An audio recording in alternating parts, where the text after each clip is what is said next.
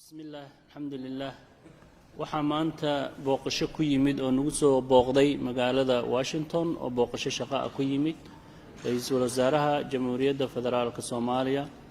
Mudane Xasan Cali Khayre ra'iisul wasaaraha waxa uu u yimid ka qaybgalka shirarka sanadlaha ah ee IMF-ta iyo World Bank ay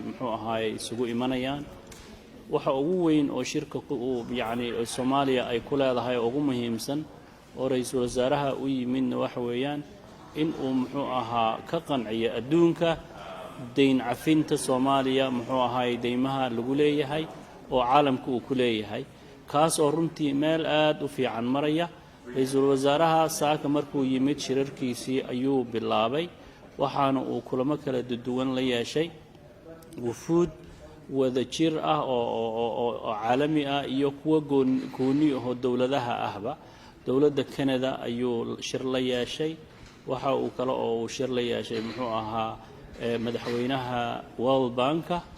waxa kadibna uu shir la yeeshay dawladda Mareykanka hay'adaheeda State Department-ga iyo USAID galabta ra'iisul wasaaraha waxa uu leeyahay waxa uu kale oo la kulmay dawladda Ingiriiska delegationkeeda halkan ama wafdigeeda oo ayaga ahaan doona dadka shirkan shir gudoonka iska leh dhici doona galabta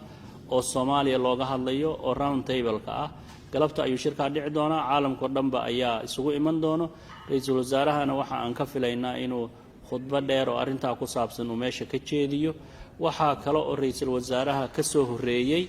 wasiirka maaliyadda ee dawladda federaalka Soomaaliya iyo gudoomiyaha bangiga dhexe iyo wufuud ay hogaaminayeen oo ayaga maalmahanba ra'iisul wasaaraha magaalada uga soo horeeyay oo shirar kala duwan oo